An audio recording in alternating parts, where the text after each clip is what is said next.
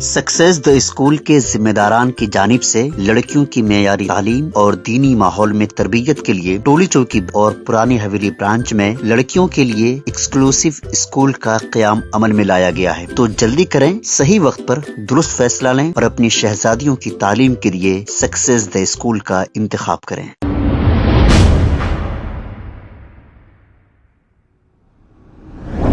अस्सलाम वालेकुम नाज़रीन, 7H न्यूज सच को रखे आपके आगे।